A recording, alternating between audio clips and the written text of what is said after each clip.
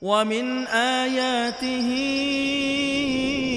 أن خلق لكم من أنفسكم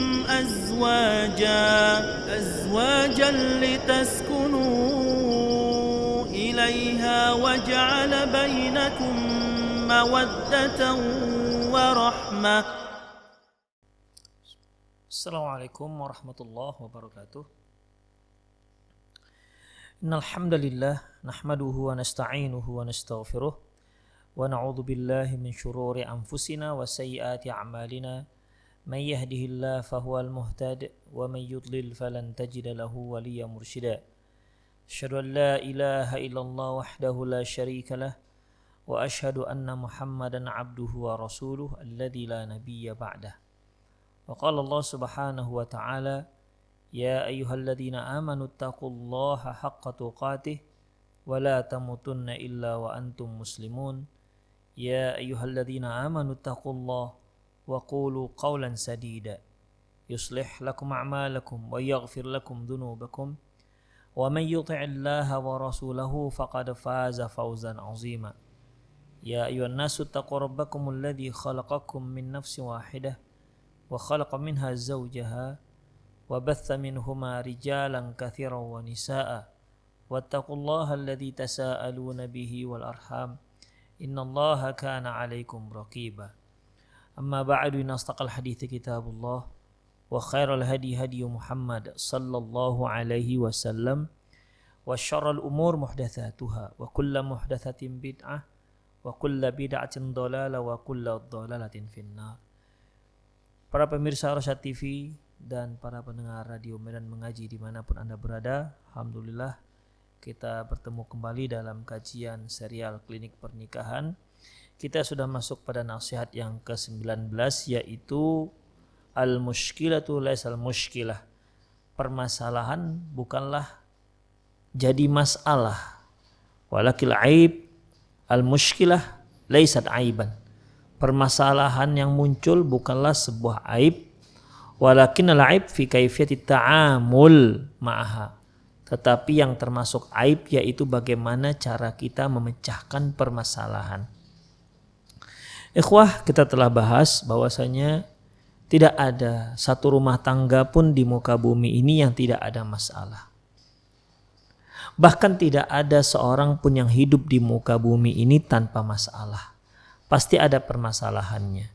Baik yang belum berumah tangga, apalagi yang sudah berumah tangga. Seorang yang rakyat biasa, apalagi dia seorang figur publik, pastilah ada masalah.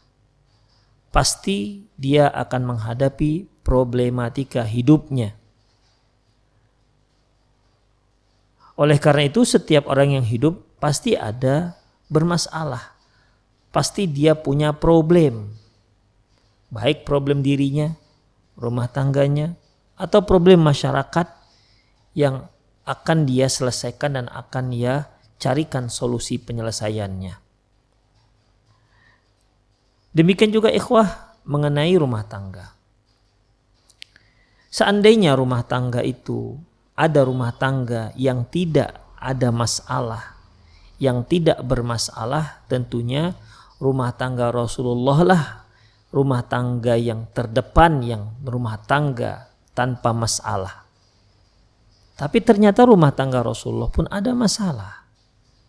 Dengan artian jika rumah tangga Rasulullah ada masalah, terjadi masalah, didera cobaan, di mana kita tidak ragukan bagaimana ketakwaan istri-istri Rasulullah SAW, ibu ummahatul mukminin, ibu-ibu orang mukmin yang langsung di bawah kepemimpinan Rasulullah SAW. Artinya tidak disangkal lagi, tidak diragukan lagi, mereka ini adalah orang-orang yang sangat bertakwa, bukan lagi sekedar takwa, tapi sangat bertakwa. Wanita-wanita di garda terdepan dalam masalah takwa, karena langsung mendapat didikan dari Rasulullah SAW yang merupakan Sayyidul Anbiya, Sayyidul Mursalin, Khalilur Rahman. Jika rumah tangga yang seperti ini ada masalah, apalagi rumah tangga kita. Yang ketakwaan kita ala kadarnya.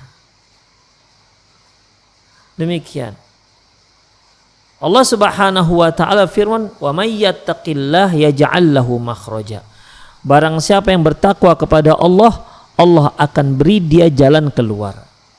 Setiap problem yang dia hadapi, Allah tidak mengatakan orang yang bertakwa itu tidak bermasalah, enggak. Tapi Allah mengatakan orang yang bertakwa akan diberi oleh Allah bagaimana diberikan hidayah, diberikan taufik bagaimana cara menyelesaikan masalahnya.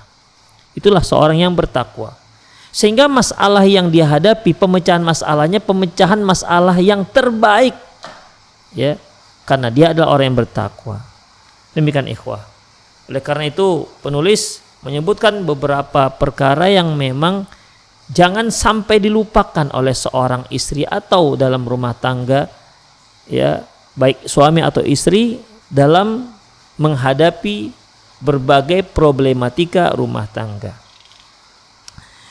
Yang pertama yang telah kita bahas bahwasanya yang pertama yaitu bahwa yang namanya muskilah, problem, ya, masalah yang muncul itu ibarat badai. Ya. Orang kalau sudah tertimpa badai, dia tidak tahu mana jalan keluar. Oleh karena itu dia harus tenang dahulu, berlalu dulu badainya, baru dia selesaikan masalahnya. Sebagaimana yang telah kita bahas secara panjang lebar. Yang kedua yaitu cara menyelesaikan masalah yang kedua, jangan seorang istri itu keluar dari rumahnya. Baik lari dari rumah suaminya ataupun suaminya juga tidak boleh mengusirnya dari rumahnya. Sebagaimana yang Allah sebutkan dalam surat Thalaq ayat 1. Ya, kecuali jika si istri melakukan perbuatan yang keji seperti perzinahan. Ya, seperti perzinahan, la tukhrijuhunna min buyutihinna wa la yakhrujna illa ayyatina bi fahishatin mubayyinah. Jangan kalian usir mereka dari rumah kalian. Jangan kalian usir istri kalian dari rumah kalian. Dan juga si istri juga kalau ada problem jangan dia asik lari dari rumahnya. Ya, jangan, tidak boleh. Kecuali kalau memang dia melakukan perbuatan yang keji. Demikian. Jadi para istri dalam menyelesaikan masalah jangan cepat-cepat gegabah ataupun emosi sehingga dia main kemas koper dan maksudnya akan lari dari rumah. Jangan, karena hal itu akan membuat masalah menjadi lebih besar dan lebih ruwet dan rumit. Kemudian ikhwah, yang ketiga yang telah kita pelajari, perhatikan pokok permasalahan. Ya. Perhatikan pokok permasalahan. Jika ada permasalahan di dalam rumah tangga kita, diskusikan dengan suami. Ini masalah ini bagaimana? Ya, diskusikan dengan suami ini masalah bagaimana. Dan diskusi di sini, ikhwah, jangan sampai melebar kemana-mana. Ya. Cari titik permasalahannya dan selesaikan titik itu. Jangan dilebarkan kemana-mana yang akhirnya membuat masalah akan semakin besar. Kita masuk yang keempat. Ar-rabi'ah. Ma zadallahu 'abdan bi'afwin illa izzan. Allah Subhanahu wa taala tidak menambahkan kepada seorang hamba ketika dia memberikan maaf illa izzan, kecuali dia akan semakin mulia. Qalahun nabiyuna Muhammad sallallahu alaihi wasallam. Itulah yang dikatakan nabi kita Muhammad sallallahu alaihi wasallam.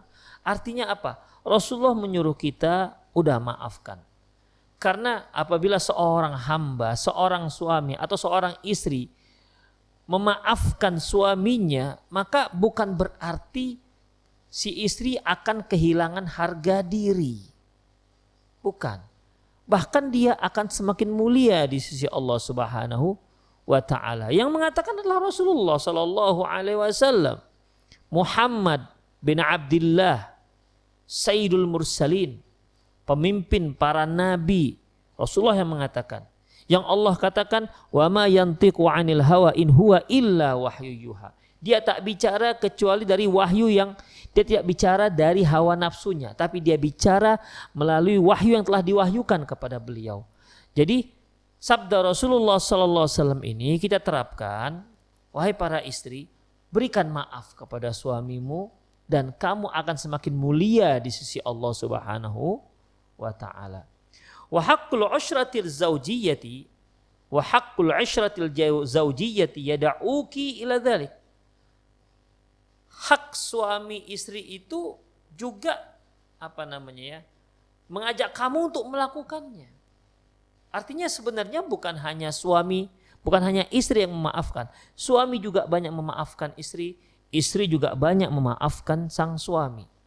Ingat ketika ada seorang datang kepada Rasulullah sallallahu alaihi wasallam, "Ya Rasulullah, wahai Rasulullah, kam na'fu an khadimin?"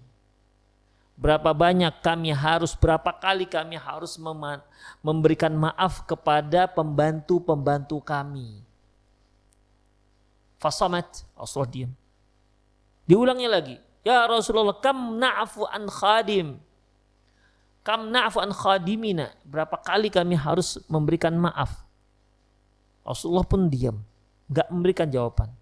Yang ketiga, setelah diulang ketiga kalinya pertanyaan ini, barulah Rasulullah SAW memberikan jawaban. Apa itu? Ta'fu anhum sab'ina marrah kulla yawm. Setiap hari kamu beri mereka kemaafan 70 kali. Itu terhadap pembantu, terhadap hamba saya, apalagi terhadap pasangan kita. Memang dalam bicara masalah memaafkan mudah, ikhwah. Prakteknya memang sulit. Memang untuk mendapatkan sesuatu yang mulia dan tinggi di sisi Allah Subhanahu wa taala memang penuh tantangan. Hanya mereka yang berhati luar biasa bisa mendapatkan ini. Sering memberi maaf, Allahu Akbar. Ya. Itulah seorang yang memang berhati luar biasa. Wa ma zadallahu 'abdan bi'afwin illa izzan. Allah tak akan menambah seorang hamba ketika dia memberi maaf kecuali dia akan semakin mulia. Apalagi di sini terkait dengan hak suami dan istri yang hendaklah senantiasa memberikan kemaafan. Karena suami pasti ada saja kesalahan. Sebagaimana sang istri juga pasti ada saja kesalahan. Ya, tanpa kemaafan maka rumah tangga akan menjadi guncang. Fala yang kusuki ayasbiqa afwaki iqabaki wa'tiradaki dan tidak mengurangi harga dirimu, tidak akan mengurangi kemuliaanmu, yaitu apabila kemaafanmu mendahului hukuman dan penentanganmu. Sebelum kamu tentang, udahlah dimaafkan. Sebelum kamu hukum, jatuhkan sanksi kepada sang suami, ya, karena sudah jelas dia menyimpang, tapi kamu maafkan lebih dahulu. Ya, memaafkan merupakan salah satu cara dalam menyelesaikan masalah. Fa inna hadza yahsumu maddatal mushkilah ibtidaan. Dengan cara seperti ini, ya, merupakan satu cara tips untuk meredakan permasalahan di awal munculnya.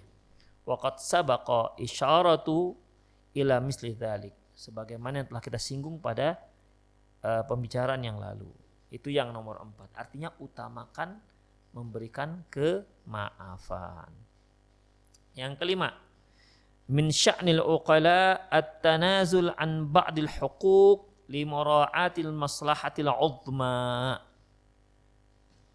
Salah satu min sya'nil uqala, salah satu ciri orang yang cerdas, yaitu mereka at-tanazul an ba'dil huquq, yaitu mereka berdamai untuk tidak mendapatkan haknya.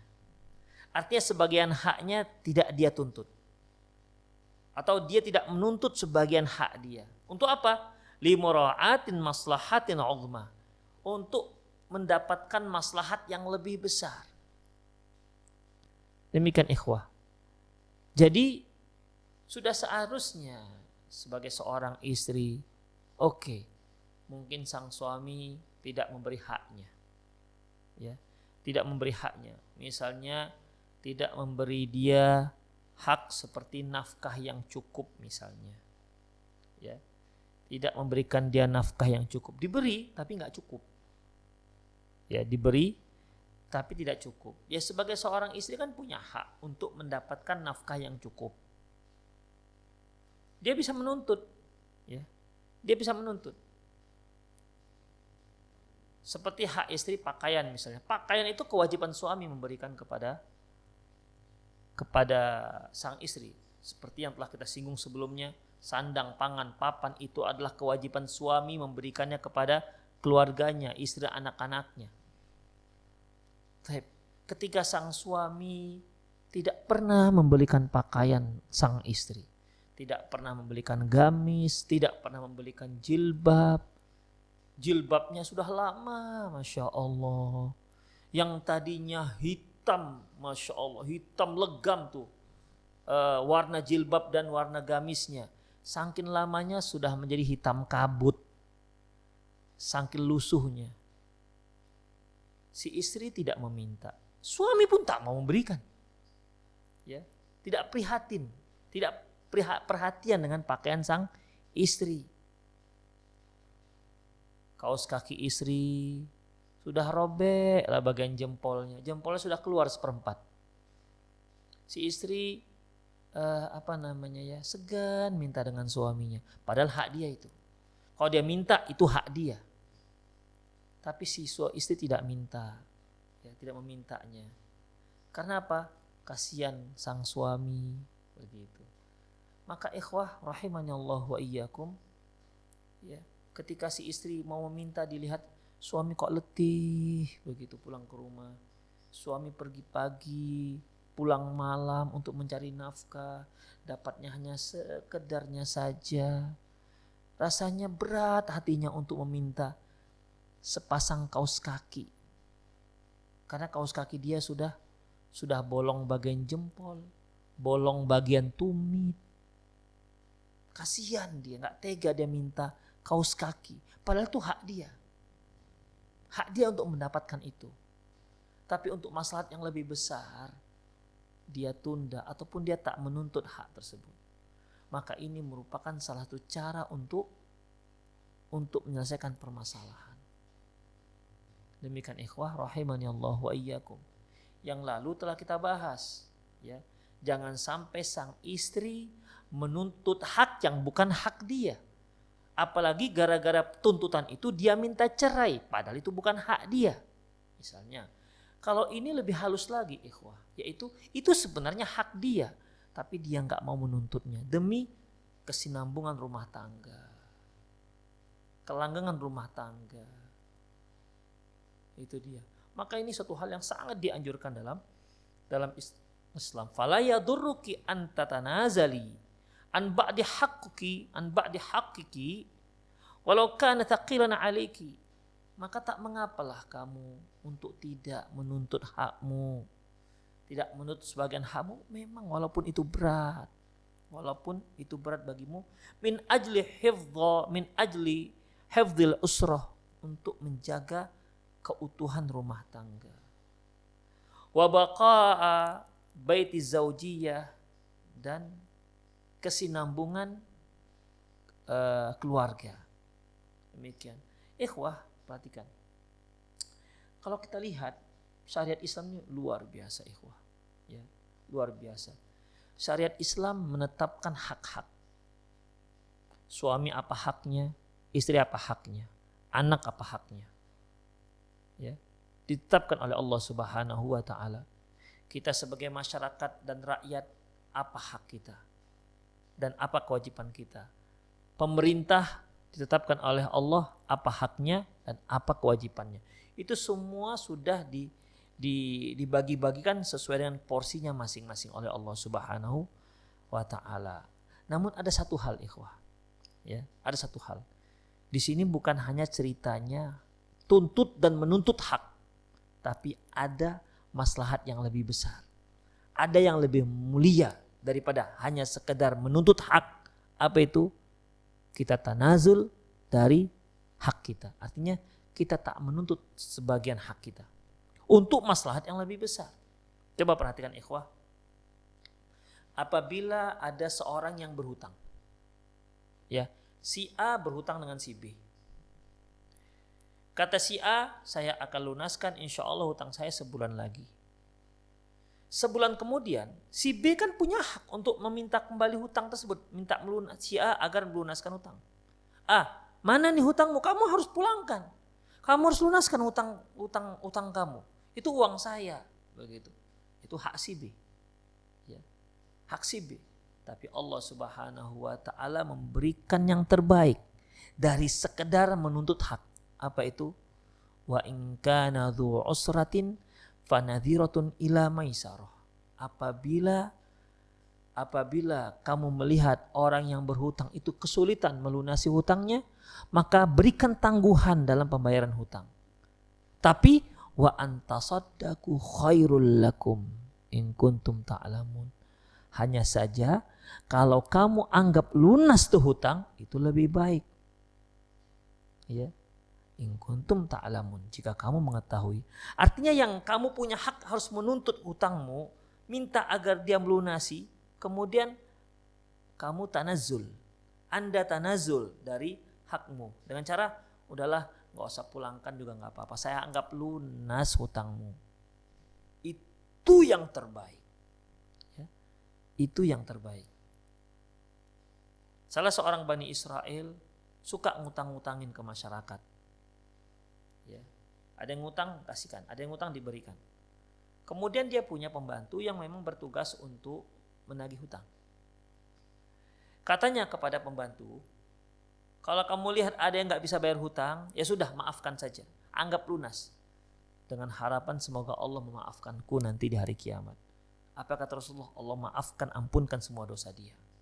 Itu ikhwah. Ya. Dia punya hak. Dia punya hak untuk menuntut hutangnya, untuk meminta agar orang yang berpiutang melunasi hutangnya, punya hak. Tapi ada satu hal yang terbaik yang Allah berikan kepada orang yang memberikan hutang. Apa itu? Dianggap lunas tuh hutang. Berat. Tapi itulah yang namanya sesuatu yang mulia, itu memang tidak mudah untuk digapai. Contoh pertama. Contoh kedua ikhwafiddin yaitu wa man qatala mu'minan muta'ammidan wa man qatala mu'minan khata'an, barang siapa yang membunuh seorang mukmin karena salah, bukan karena muta'ammid, bukan karena sengaja, fatahriru raqabatin mu'minah, maka dia harus merdekakan seorang hamba yang mukmin. Wadiyatum musallamatun ila ahlihi illa ayyasaddaqu, atau dia harus berikan denda kepada keluarga korban yang dia bunuh secara enggak sengaja. Tapi wa antasaddaqu khairul lakum. Tetapi kalau keluarganya itu memaafkan sehingga orang yang membunuh tak sengaja ini enggak usah membayar diat, maka itu akan lebih baik. Ya. Itu akan lebih baik. Illa ayyasaddaqu, kecuali kalau dia anggap lunas. Maksudnya begini ikhwatiddin, kalau ada seorang mukmin yang membunuh tapi tak sengaja.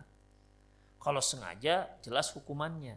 Wa man qatala mu'minan muta'ammidan fajazau jahannam khalidan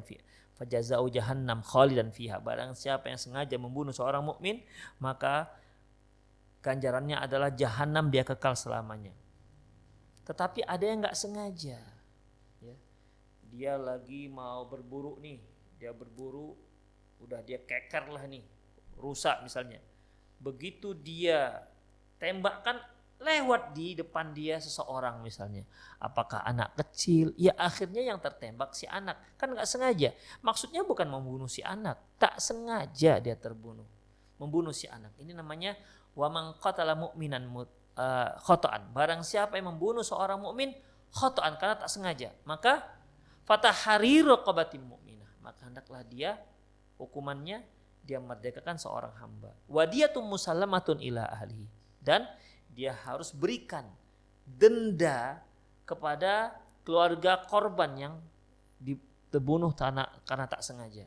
Tapi illa ayyasaddaku, kecuali kalau si keluarga korban itu sudah rela, tidak usah diberi juga tidak apa-apa. Maka itu yang terbaik.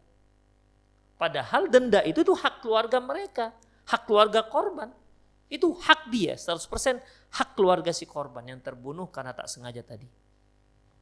Tapi illa ayyasaddaku, tapi kalau mereka menganggap udahlah nggak usah dibayar nggak apa-apa karena nggak sengaja, kasihan misalnya, itu akan lebih baik. Demikian ikhwah rahimani Allah wa iyyakum. Contoh lain yaitu wa in talaqtumun nisaa min qabli an tamassuhunna, apabila kalian mencerai wanita, mencerai para istri sebelum kalian menyentuhnya, min qabli an tamassuhunna wa qad faradtum lahunna fariidah, sementara kalian sudah menentukan mahar, fanisfu ma faradtum, maka mahar yang kalian harus kasih setengahnya. Misalnya nih, si A, si akhwat, kita katakan si Zaid menikah dengan Zainab. Oke, akad pernikahan pun berlangsung sah. Namun qadarullah ma syafa'ala, sebelum mereka melakukan hubungan intim mungkin terjadi pertengkaran, atau tiba-tiba ada tugas yang mendadak sehingga mau tidak mau si suami harus menceraikan Zainab padahal mereka belum pernah serumah, belum pernah sekamar, ya. Atau Allahu alam apa yang terjadi, belum lagi mereka sekamar sudah terjadi pertengkaran misalnya, Allahu alam gimana? Ya, wa in talaqtumuhunna min qabli an tamassuhunna wa qad faradtum lahunna fariidah, apabila kalian mencerai istri kalian yang belum sempat kalian sentuh sementara kalian sudah menetapkan maharnya, ya. Menetapkan maharnya. Fanisfu ma faradtum, maka kewajiban kalian yaitu berikan setengah mahar kepada si perempuan tersebut. Si Zaid tadi harus memberikan setengah mahar pada si Zainab. Ya, kalau maharnya misalnya 30 mayam misalnya, ya, atau 100 gram misalnya, maka 50-nya berikan. 50 gram berikan. Illa ayya'funa ayya'fu alladhi biyadi uqatun nikah. Kecuali kalau si laki-lakinya memberikan maaf atau orang yang di tangannya, kecuali si perempuan yang memberikan maaf ataupun orang yang di tangannya ada akad pernikahan. Artinya kecuali kalau si suami memaafkan, udah nggak apa-apa, kuberikan semua misalnya, kuberikan semua. Hak si akhwat, hak si Zainab kan sebenarnya hanya 50 gram. Tapi kata si Zaid, udah gak apa-apa, kuberikan semuanya. Kan 50 gram lagi itu hak Zaid. Zainab hanya punya 50 gram. Hak dia, tengah mahar, itulah hak mereka. Tapi kata Zaid, gak apa-apa, dah kuberikan semuanya, 100 gram. Atau sebaliknya, ya, kata Zainab, udah aku gak usah dapat mahar gak apa-apa. Kan seharusnya Zainab dapat 50 gram. Tapi kata Zainab, udah semuanya gak usah dikasihkan, gak apa-apa. Nah, ini artinya hak yang mereka tanazul dari hak. Jadi kalau kita lihat dalam Islam, ya, dibolehkan, ya, dibolehkan kita untuk tanazul dalam hak kita. Artinya, udah saya gak dapat, gak apa-apa. Demikian, dibolehkan. Ikhwah rahimani Allahu wa iyyakum. Itu dia. Jadi intinya yang kelima yaitu hendaklah cobalah, tidak apa-apalah wahai para istri, gak mendapatkan sebagian haknya. Ya, gak mendapatkan sebagian haknya dengan harapan rumah tangga tetap langgeng, rumah tangga tetap menjaga kecintaan di antara suami dan istri. Demikian ikhwah. Kalau kita contohkan misalnya apabila seorang suami berpoligami, itu kan biasanya ada hak hari.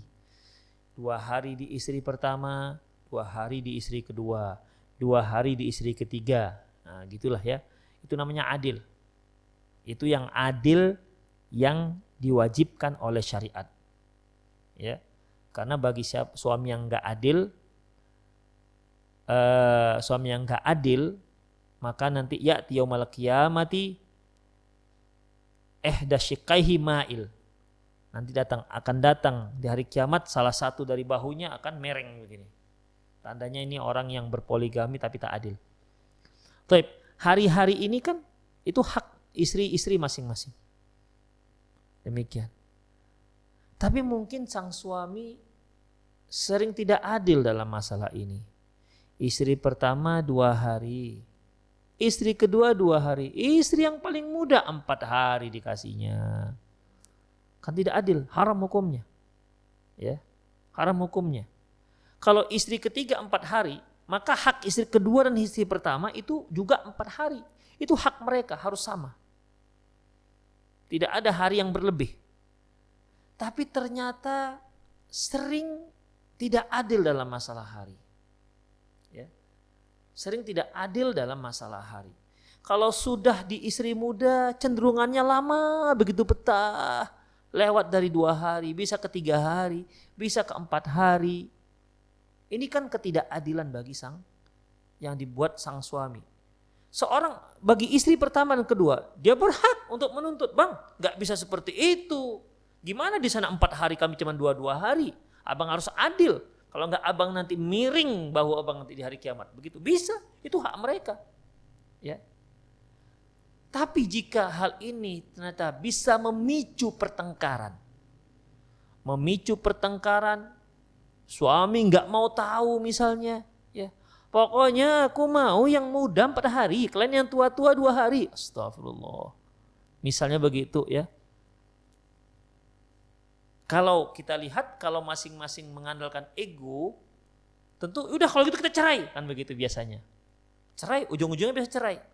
Tapi apakah perceraian itu merupakan solusi yang terbaik? Bercerai itu bukan solusi, itu pecah namanya. Bahtera pecah. Kalau pecah, apalagi kalau punya anak, itu bagaimana nasib mereka? Baik, dalam masalah ini ikhwah, rahimanallahu wa iyyakum, kalau ternyata si istri melihat suami ngotot, enggak, saya maunya begini, bang ini enggak boleh haram, enggak, yang penting begini, maka untuk menjaga maslahat yang terbesar, utuhnya rumah tangga, utuhnya keluarga besar, maka tidak apalah sang istri tanazul dalam haknya. Ya udahlah kalau abang enggak mau, terserah abang lah. Begitu terserahlah. Demikian, itu akan lebih baik. Sambil doa kepada Allah, ya Allah bukakan hati abangku ya Allah, bukakan hati suamiku ya Allah. Begitu ikhwah, rahimanallahu wa iyyakum. Ya. Jadi mengalah dalam masalah ini suatu hal yang terpuji untuk maslahat yang lebih besar. Gak jarang kita dengar rumah tangga si istri menuntut haknya, sang suami menuntut haknya. Ketika hak tersebut tidak tertunaikan, maka mereka menganggap harus cerai, begitu. Harus cerai. Cerai merupakan cara yang terbaik. Berapa banyak orang yang bercerai akhirnya nangis. Terkadang setan membisikkan, kamu minta cerai aja wahai istri, minta cerai aja. Kamu masih muda, masih cantik, masih banyak yang mau dengan kamu. Diperturutkannya bisikan setan, bang ceraikan aku bang, dikit-dikit ceraikan aku bang. Karena dia merasa masih muda, karena dia merasa masih cantik, masih banyak laki-laki yang mau dengan dia. Si suami diminta-mintai cerai, oke lah kamu ku cerai. Setelah cerai gak ada yang mau dengan si janda. Baru tahu, baru nangis dia. Demikian ikhwah rahimanallahu wa iyyakum. Ya, jadi dalam masalah ini sebenarnya bukan hanya istri sih, suami juga begitu. Untuk maslahat yang lebih besar dalam rumah tangga kita sangat baik, dan apa salahnya ataupun akan lebih baik kita tanazul dari hak kita, mengalah untuk tidak mendapatkan hak demi untuk mendapatkan maslahat yang lebih besar agar rumah tangga tidak berantakan, agar rumah tangga tidak pecah. Demikian ikhwah. Ya. Itu yang nomor 5. Yang keenam, iyyaka wal bahthu an thalithin yadkhulu bainakum. Hati-hati, jangan sampai kamu masukkan orang ketiga dalam masalah kalian berdua. Wa qad taqaddama nahwa hadzal kalam, yang lalu telah kita singgung, fa idza hadatsatil mushkilatu fala tatasarra'i bi ikhbari ahadin anha. Apabila muncul masalah di antara kalian, jangan gegabah dengan tergesa-gesa menceritakan orang lain masalah tersebut. Hatta tuqaddimi sa'iral muhawalati lihalliha, sampai kamu berupaya, wahai para istri, berupaya bagaimana caranya dengan berbagai macam cara untuk menyelesaikan masalah tersebut. Kamu selesaikan dahulu dengan dirimu dan suamimu. Wa kam min mushkilatin baina zawjaini zadat ta'qidan li ta'addudil atrafi fiha.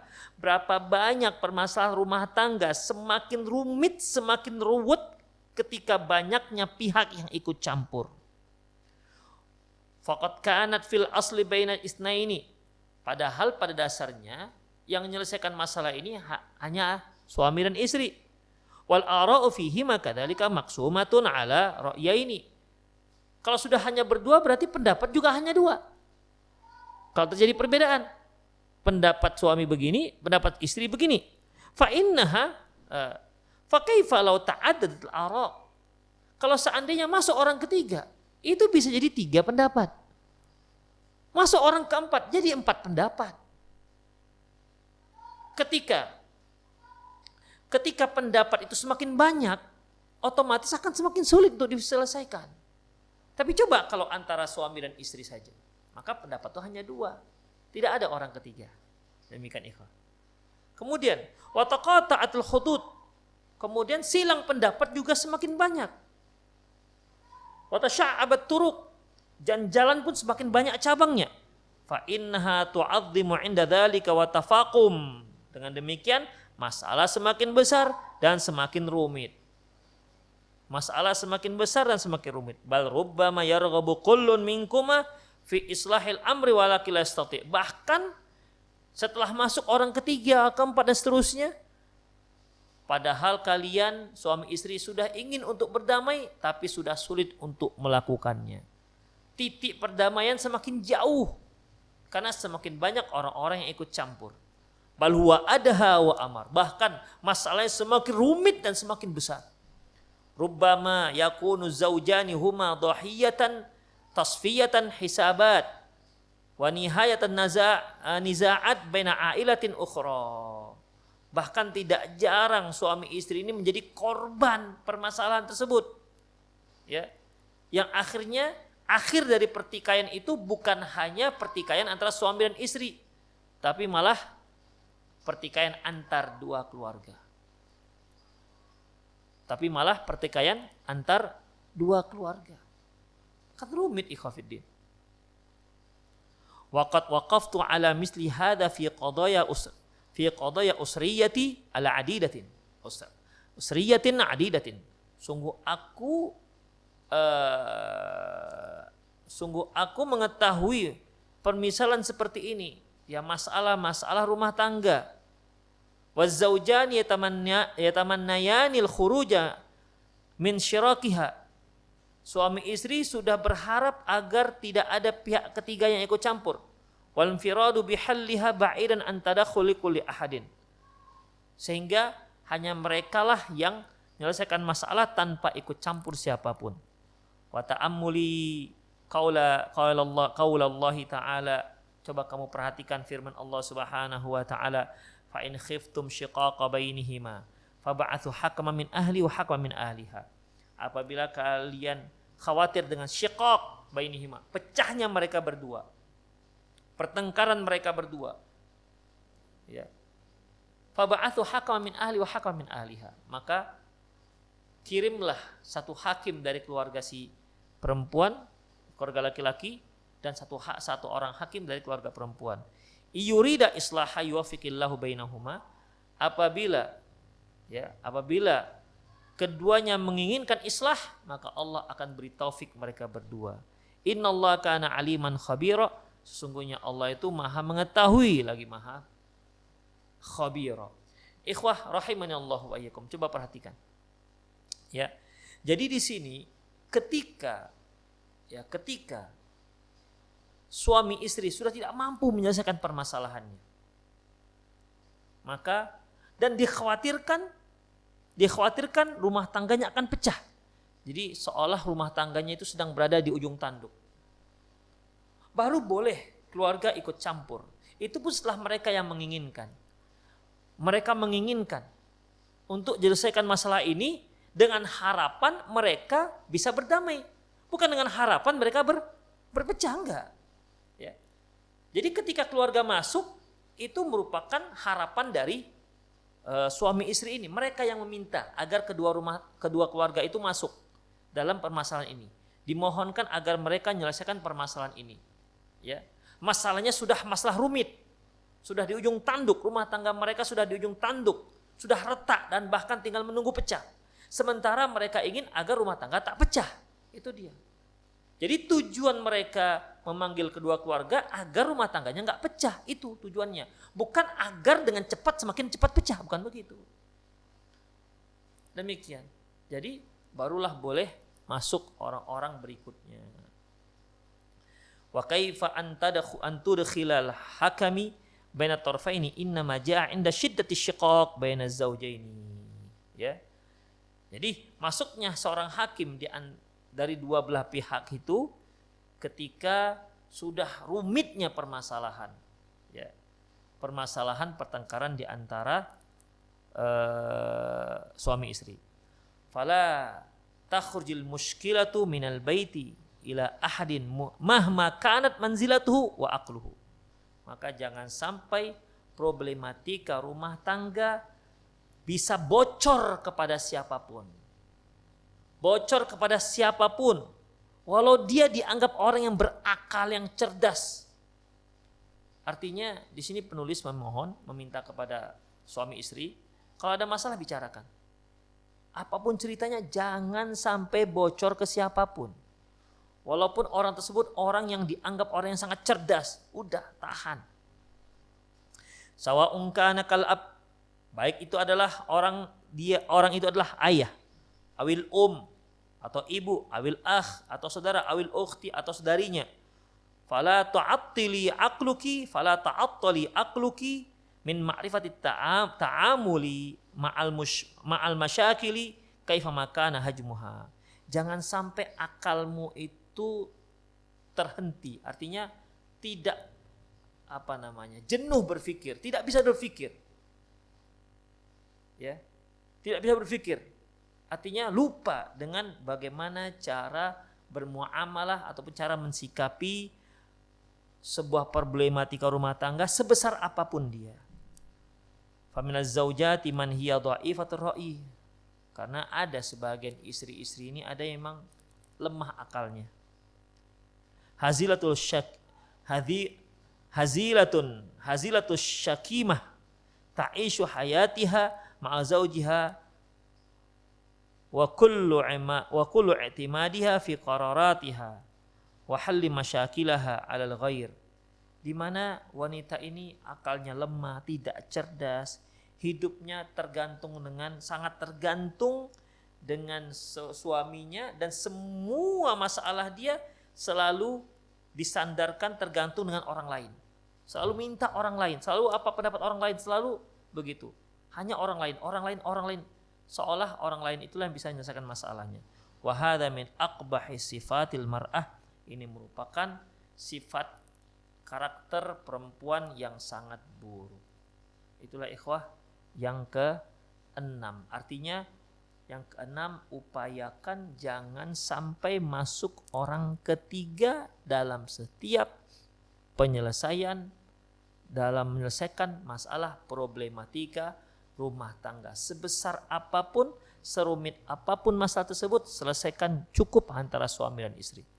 Kalau memang sudah semakin gawat, sudah semakin rumit, sudah sesak dada untuk menyelesaikannya, buntu otak untuk mencari jalan keluarnya, maka boleh silakan cari orang-orang yang terbaik, ya, orang-orang yang terbaik yang tentunya megang amanah, yang tidak membocorkan masalah tersebut kepada orang lain. Demikian.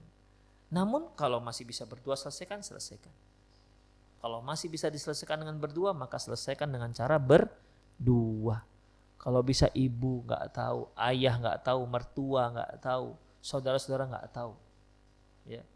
Kalau bisa itu yang terjadi. Demikian ikhwah. Itulah yang nomor 6. Adapun yang poin ke-7 insyaallah kita bahas besok. Demikian ikhwah, aku qouli hadza wa astaghfirullah li wa lakum.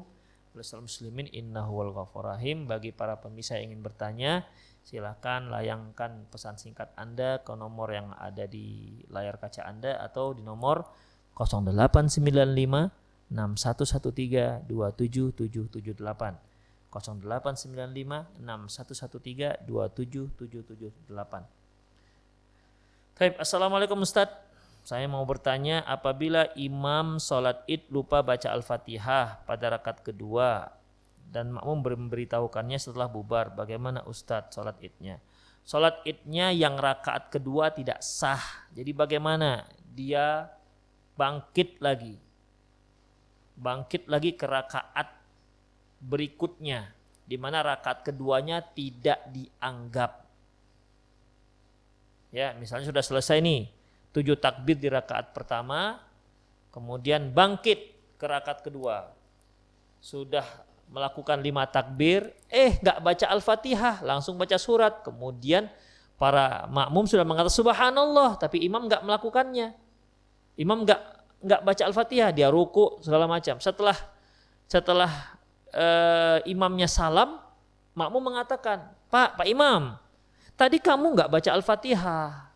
Al-Fatihah itu rukun. La sholata liman lam yaqra' bi Fatihatil kitab. Tidak sah sholat seseorang kalau dia nggak baca Al-Fatihah. Jadi bagaimana ini? Maka imam takbir lagi. Ya takbir, ulangi lagi 5 kali takbir, kemudian baca Al-Fatihah, kemudian baca surat, ruku, i'tidal, sujud, duduk dan sujud, kemudian tahiyat. Itu dia. Itu tahiyat. Kemudian dia sujud sahwi. Jadi rakaat ini untuk menggantikan rakaat yang kedua yang tadi dianggap tidak sah. Demikian ikhwah. Allahu a'lam bissawab.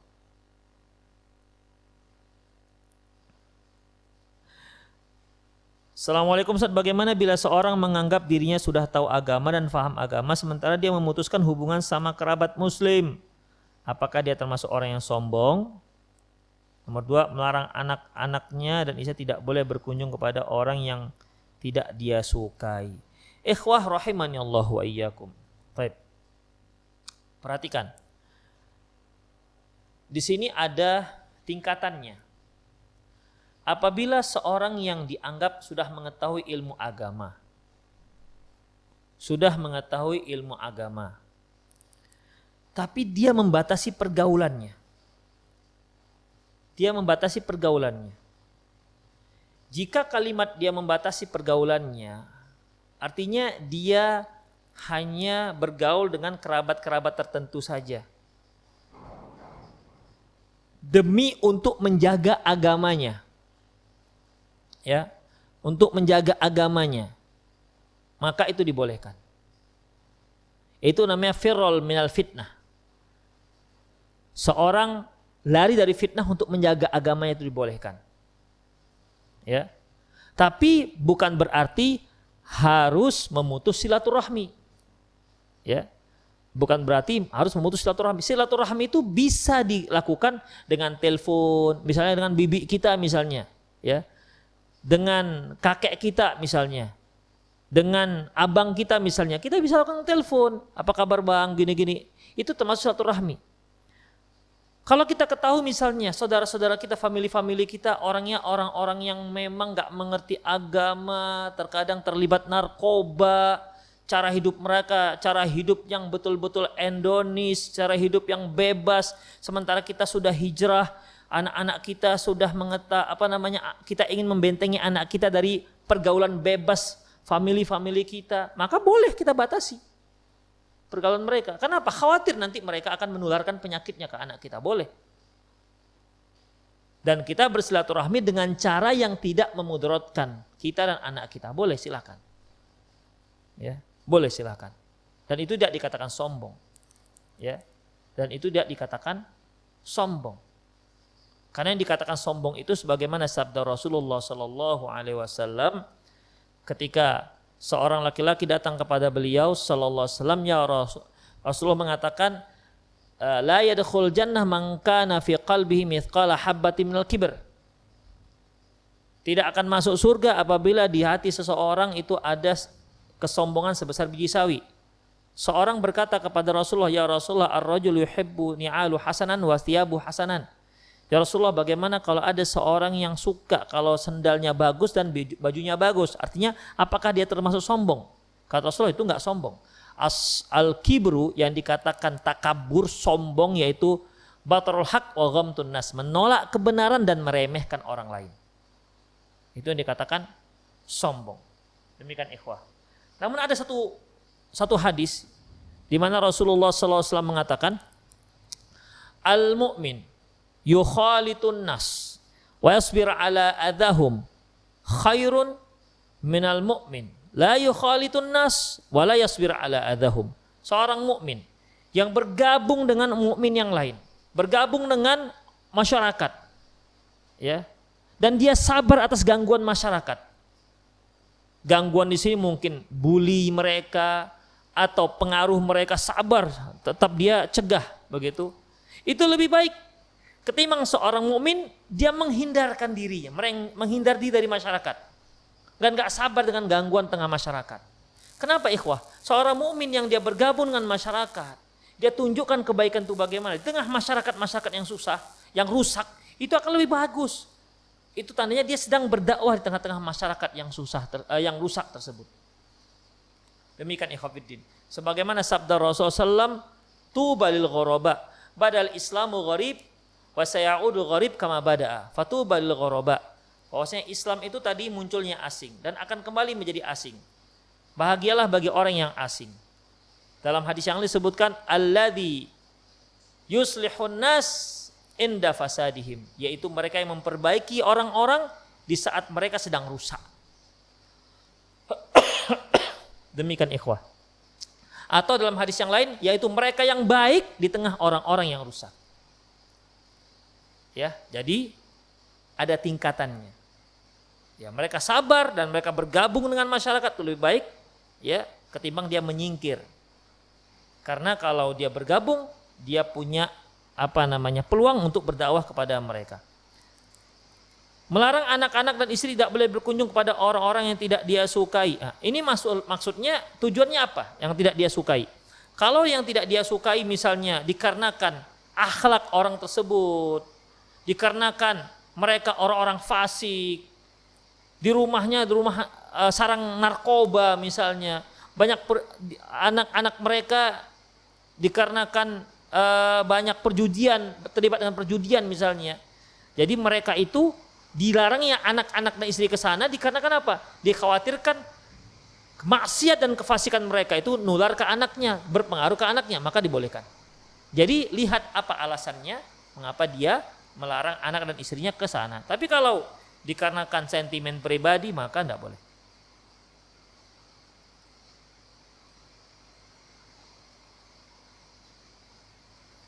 Ustadz, untuk kajian di Masjid Abu Bakar sudah mulai atau belum? Karena ana tidak ada informasi untuk jadwal kajian di sana. Untuk kajian Masjid Abu Bakar di Saimin Cirim sudah mulai, tapi hanya kajian Ustadz Abu Aliyah setiap malam Sabtu, dan itu dengan melaksanakan protokol kesehatan. Diwajibkan yang peserta untuk memakai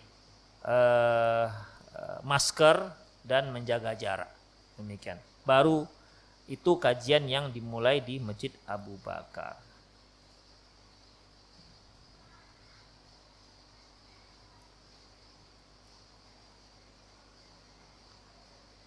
Pertanyaan, apa boleh istri tua minta satu kamar dengan istri muda?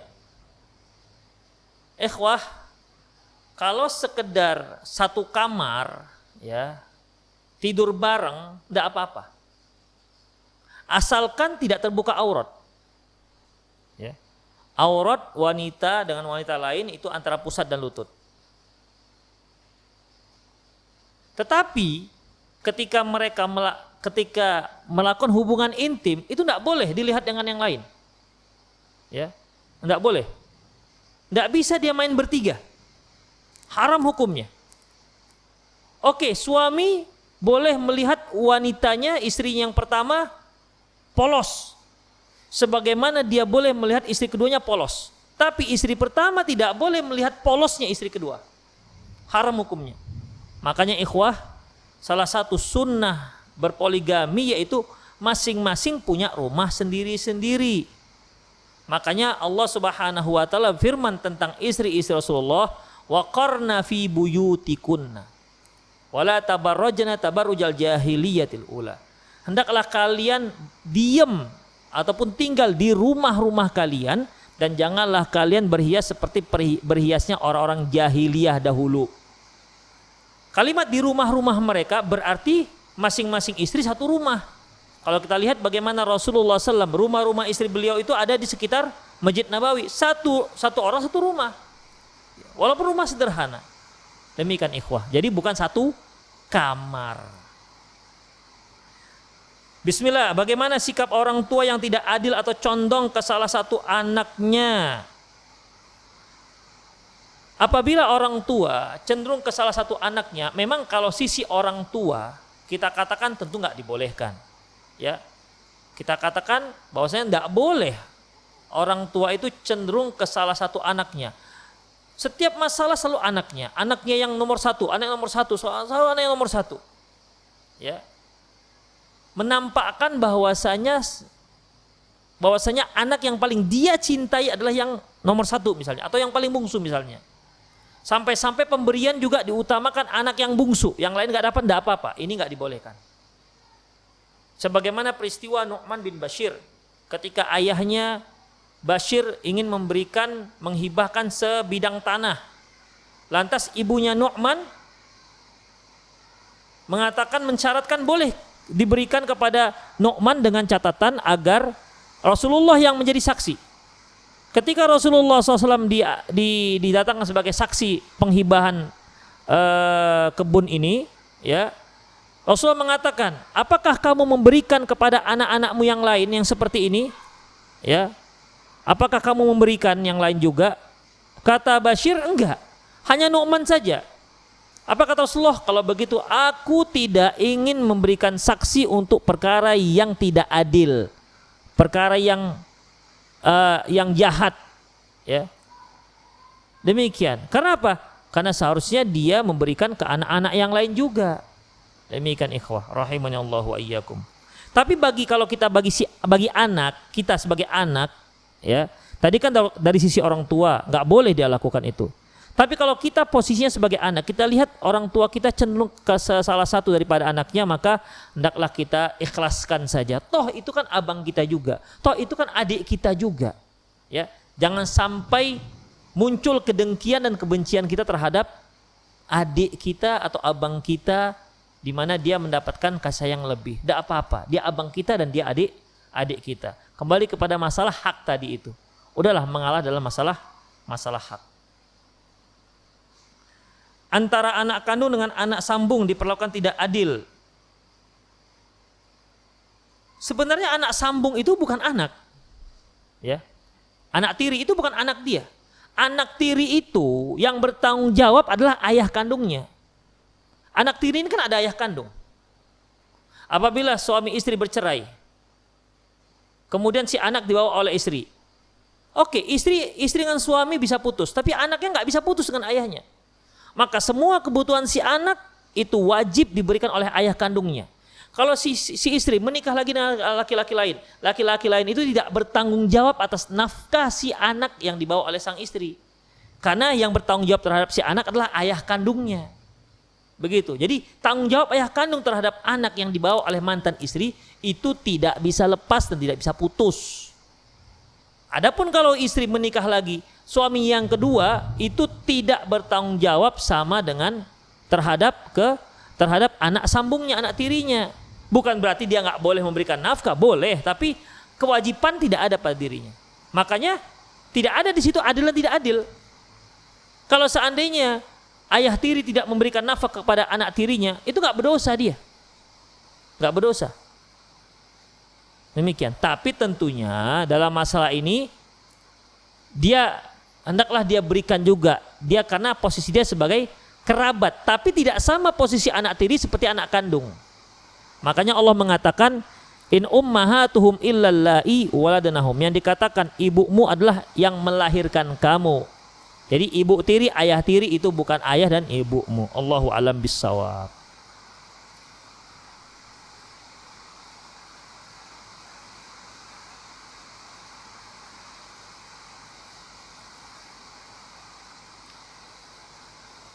Ikhwah rahimanallahu wa iyyakum, saya kira itu saja kajian kita di sini. Hujan masya Allah sangat lebat sehingga suara kita